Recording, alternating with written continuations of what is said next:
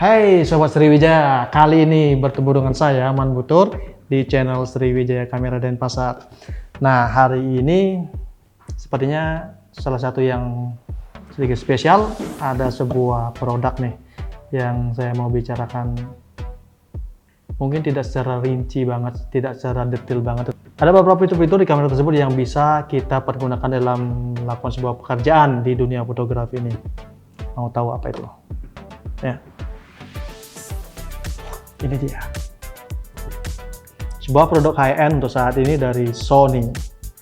Ini Sony Alpha 1 yang dimana kamera ini untuk saat ini menurut beberapa review adalah salah satu yang terbaik. Apakah itu benar? Mari kita coba lihat apa isi dalamannya. Oke.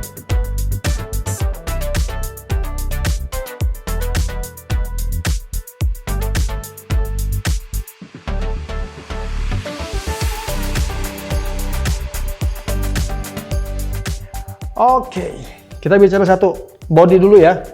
Bodinya tidak begitu berbeda dengan Alpha 7 S3. Cuman di sini perbedaan dengan Alpha 7 S3 adalah dari display monitornya, jadi tidak bisa dibending ke samping, jadi masih mengikuti gaya lama. Terus secara general dia tidak ada perbedaan dengan 7 S3. Gede, gripnya enak, dalam, enak dipegang, dan tombol-tombol touchnya dia lebih tebal, jadi lebih terasa kalau kita lagi mencet, kita pegang. Dan ini lagi yang membuat perbedaan, semua dial mode-nya dia untuk dial pemotretan, setting pemotretan, apakah itu H plus, apakah itu high speed biasa, medium, dan low, sudah ada di mode atas. Jadi sudah dipindahin ke mode atas, terus manual fokus, continuous fokus juga sudah dipindahin ke atas. Bedanya di sini kalau kita mau pindahin, kita harus pencet dan putar. Jadi bukan pencet sekali terus putar terus lock lagi, enggak. Jadi dia kalau kita tidak pencet dia nge-lock. Jadi kita pencet, kita putar. Seperti itu. Begitu juga bawahnya sama. Jadi kita pencet, kita putar. Kalau kita lepas dia nge-lock. Cuman yang exposure mode-nya aja yang kita pencet, kita putar, lalu kalau nge-lock kita pencet lagi. Nah, itu satu perbedaan. Terus ada perbedaannya juga adalah di ranah high speed-nya dia. Jadi dengan sensor yang dia miliki itu sudah bisa mencapai 30 frame per second. Oh, yang lain juga bisa, kan? Seperti itu bahasanya. Yang lain juga bisa. Kenapa ini 30 frame per second tapi saya bisa banggakan dari produk yang lain? Karena pixelnya dia 50,1.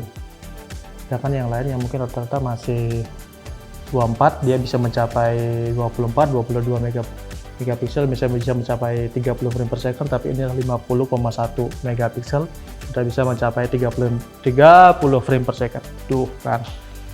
Terus dengan dari sisi eye fendernya dia sudah lebih bagus dari generasi yang kemarin, yaitu Alpha 9 Mark II. Katanya sih udah lebih bagus. Kalau nggak salah akurasinya 120 kali atau berapa, lupa ya. Pokoknya lebih bagus dari Alpha 9 Mark II. Dan sisi lainnya dia curtain dia untuk elektronika shutter sudah bisa di high speed flash synchronize. Jadi udah bisa di atas 1/250. Bisa dibayangkan nggak kalau kita motret di siang bolong dengan high synchronize flash yang melebihi dari 1/250.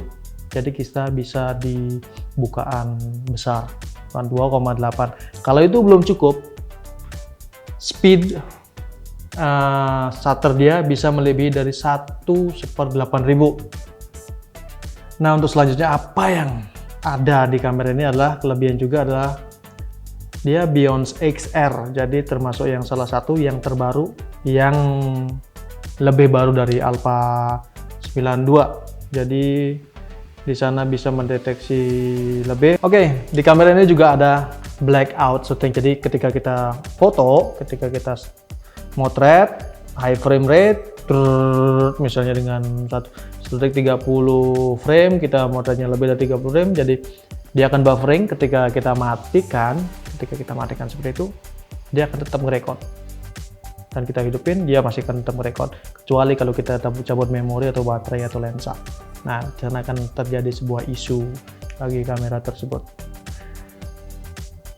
Touchscreen udah rear display, jadi touchscreen-nya dia udah bisa rear display, udah bisa buat fokus kemana-mana, tetapi belum bisa buat touch fokus, touch shutter maksudnya. Jadi belum bisa buat touch shutter. Jadi untuk touching-nya udah bisa kemana-mana. Jadi untuk jelasnya mungkin saya akan pasangin sebuah lensa nanti ya. Untuk curtain sudah memakai karbon, jadi kekuatannya dia akan melebihi dari seri-seri yang sebelumnya, dan itu bisa menjadi sebuah nilai plus dari sisi kamera tersebut. Sudah ada USB-C, kita lihat sampingnya ya. Oke, kita lihat dari sisi samping ada apakah kira-kira. Oke, dari samping kita akan melihat ada yang warna merah. Itu ada buat mikrofon, ada buat headphone, sudah ada juga yang HDMI, terus ada yang Type C, dan ada yang multi, terus ada buat tethering plus, synchronizing, yang putih. Terus ada buat internet juga, LAN, kabel. Jadi untuk kamera ini termasuk sudah lumayan tinggi banget speknya. Kita lihat nanti ada menu di dalamnya, ada menu apa. Oke. Nah, karena ini merupakan high-end-nya kamera dari Sony untuk saat ini, jadi kamera ini juga dibekalin dengan slot card. Ya, ini slot card. Oke, kita lihat slot card. Ada 2 slot card. Dan kedua-duanya bisa CF Express tipe A atau Dual UHS 2. Nah, kedua-duanya bisa dengan merekam. Apakah merekam kedua-duanya bisa merekam, apa kedua-duanya kita setting untuk merekam sekalian dengan tipe yang berbeda, atau kita bisa pilih salah satu portnya, pilih salah satu slotnya untuk merekam. Jadi sudah sangat fleksibel. Salah satu keunggulannya juga dari kamera-kamera sekarang ada IBIS-nya, begitu juga dengan A1. Jadi dia sudah ada IBIS-nya, udah 5 akses, jadi bukan cuman tilt-nya, bukan cuman atas bawah atau samping atau ke samping kanan kiri, juga bisa dengan shaking-nya yang nggak menentu. Jadi itu udah 5 akses. Jadi dalam pengambilan video kita bisa lebih smooth. Di luar ya, di luar kita menggunakan gimbal tentunya, jadi masih bisa lebih di softkan, jadi getarannya jadi tidak begitu terasa. Nah, untuk electronical shutter tadi yang bilang udah 30 frame per second untuk elektroniknya. Jadi kalau mau motret yang high speed sudah sangat banyak banget momen yang kita dapat dengan tracking fokusnya dia yang sudah salah satu yang terbaik ya untuk saat ini. Keunggulannya juga adalah kamera ini cuma satu-satunya dari Sony yang bisa mendeteksi mata dari unggas burung. Jadi itu kenapa banyak kamera ini juga dicari untuk birding fotografi, karena dia bisa mendeteksi mata unggas itu sendiri. Selain juga bisa mendeteksi kanan kiri dari mata animal, hewan, dan manusia, jadi juga bisa mendeteksi mata unggas. Bukan cuma bentuk. Jadi di sini bisa kita prediksi akurasi dari kamera ini seperti apa. Nanti mungkin teman-teman juga bisa melihat sendiri atau mencoba sendiri ketika ada mungkin dealer-dealer yang lagi memprogramkan untuk touch and try dari kamera ini. Dari Sony sendiri bilang bahwa kamera ini sudah mengupgrade dari detection-nya dia 30% dari seri terdahulunya, yaitu Alpha A9 Mark II. Bisa aja dipertimbangkan ya, Alpha 9 Mark II aja sudah sekian cepat, dan ini ditambah lagi 30% kurang lebih kecepatannya dia. dan akurasinya dia kurang lebih dibilang 120 kali untuk yang ini A1. Jadi secara menu, secara detail, secara isian, secara menu, kecepatan fokus, rana fokus ketika memotret rananya dia, kita bisa bilang diambil dari teknologi, diambil dari A9 Mark II, tetapi semua sistem menu yang ada di sini itu upgrade dari A7S3. Sebegitu tingginya teknologi yang ditanamin, jadi dengan harga yang dibanderol, apakah itu worth it untuk dibeli dan tidak, kita serahkan kepada Anda. Sobat Sriwijaya, pengen tahu suara shutternya seperti apa kalau 30 frame per second? Kita tes ya. Di sini sudah ada sebuah produk juga dari Sony sendiri yang termasuk lensa terbarunya dia adalah 14 mili G Master. Nanti ya kita review yang ini.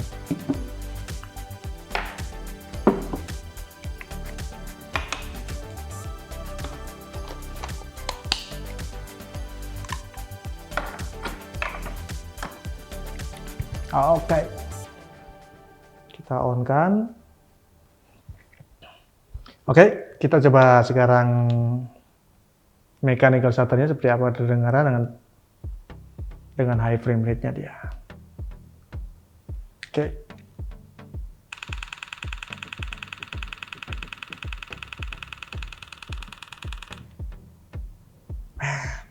Amazing, gila. Momen apa yang Anda dapat, apa yang Anda tangkap, kayaknya tidak akan lepas dengan shutter seperti ini. Oke. Sobat Sriwijaya, salah ada juga satu di menunya dia adalah yang untuk mengantisipasi flicker. Di beberapa produknya dia memang sudah bisa mengatasi flicker, tetapi yang A1 ini sudah lebih dari dengan seri yang lain. Di sini ada shutter kita pilih, terus anti flicker set, terus dia ada variable shutter. Nah, ini kita on kan. Nanti setelah di on kan dia akan ada variable shutter set. Nah, di sini kelihatan kan. Ketika variable shutter setnya, shutternya akan berubah. Jadi bukan 1/sekian, jadi bukan begitu. Jadi dia 101, 102 atau berapa atau 1000 sekian.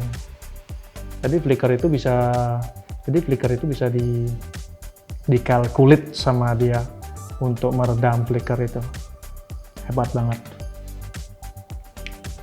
Sobat Sriwijaya, salah satu juga keunggulan dari kamera tersebut yang setelah saya lihat-lihat di menunya sendiri, dia ada yang namanya ISO auto minimal shutter speed.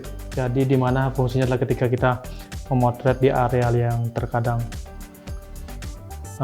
cahayanya terang ataupun otomatis ke cahaya gelap, dan di sini kita bisa adjust setting dan dia akan exposure-nya akan mengejar sendiri menjadi 00 atau under 03 atau over 03 sebagaimana kita adjust sendiri. Itu ada di exposure, color, dan auto, minim, shutter speed. Nah, seperti ini. Cuman memotretnya harus di mode aperture A. Kalau di manual dia tidak akan bisa. Dia harus di mode A. Jadi kalau di manual dia nggak akan bisa. Oke, kita lanjut sekarang. Apalagi yang ada di sini? Nah, untuk pemilihan file RAW-nya dia ada raw uncompress, dia ada lossless, jadi kayak di bawah uncompress, dan dia ada raw yang biasa. Jadi lossless itu sedikit di bawah raw uncompress dan di atas raw biasa, dimana mungkin perbedaannya tidak akan signifikan terlihat ketika kita memotret, kita melihat di LCD, tapi akan terasa ketika kita edit di software photo editing dengan zooming beberapa areal yang mungkin area gelap atau terang, kita mainkan highlight shadow-nya di sana, baru di sana akan terasa. Dengan 50,1 megapiksel, sepertinya untuk area tertentu dengan kamera settingannya dia di RAW uncompress, sepertinya itu akan sangat aman banget menurut saya. Di menunya juga sudah di-upgrade, ada voice memo-nya. Jadi ketika kita memotret, sebenarnya voice memo sudah ada di beberapa serinya juga sih.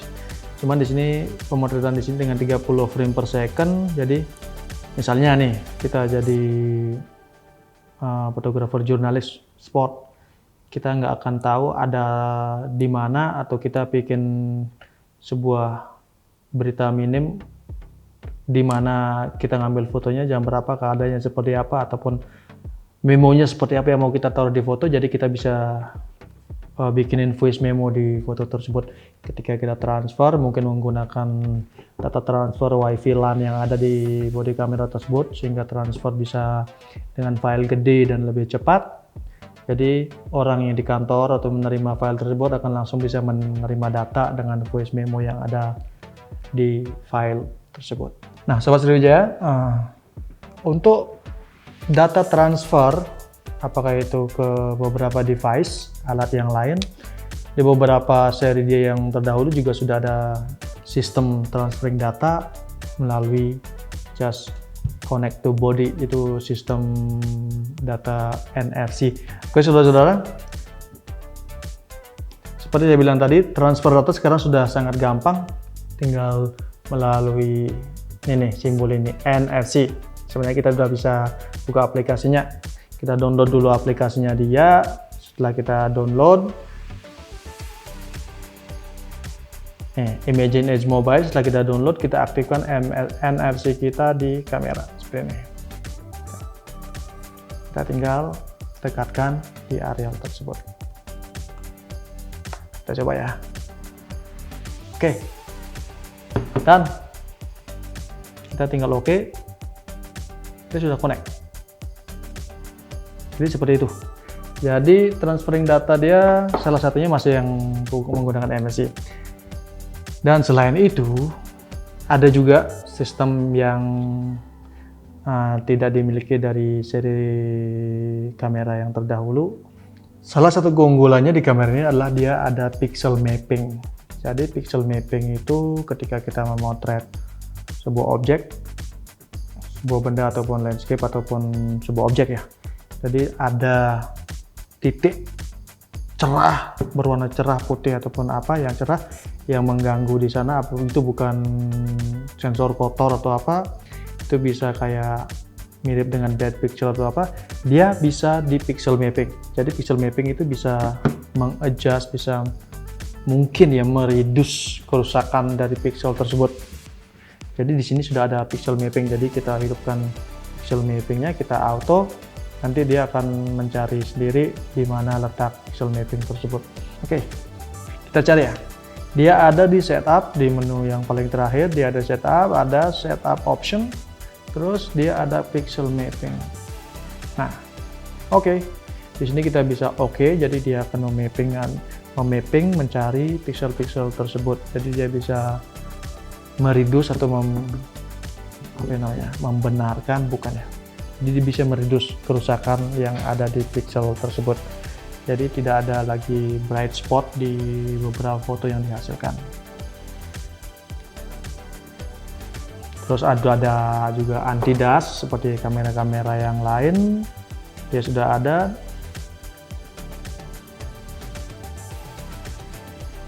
Di luar dari shortcut yang ada semua hampir sama dengan menu di Alpha 7 S3.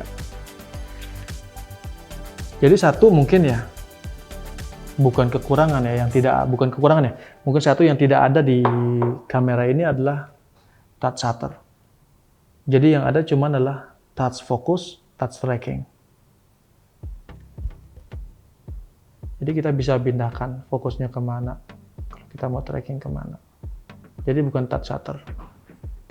Sedangkan di kamera APS-C, di beberapa seri dia yang di APS-C sudah ada touch shutter dan di sini belum ada. Nah, di luar dari profile picture yang tadi, di sini juga bisa merekam 8K, yang dimana 7S3 cuma merekam 4K. Jadi sebenarnya beberapa fitur, beberapa kelebihan dia lumayan banyak ya kalau dibandingkan dengan dua versi yang terakhir A7S III dengan 9 waktunya, sangat-sangat banyak. Dengan beberapa fitur yang ada di kamera ini yang merupakan bisa dibilang regenerasi dari A7S III dengan gabungan dengan A9 Mark II, kelebihan-kelebihan yang ada, layakkah, worth it-kah dengan harga segitu? Saya serahkan ke Anda sendiri untuk menilai dengan kebutuhan Anda, dengan keperluan Anda sendiri untuk menilai apakah butuh atau tidak. Oke, untuk saat ini demikian review dari saya tentang kamera ini. Ketemu lagi di video selanjutnya dengan tema yang lain. Semoga tetap Anda ikuti. Follow terus Sriwijaya Kamera Denpasar. Ya.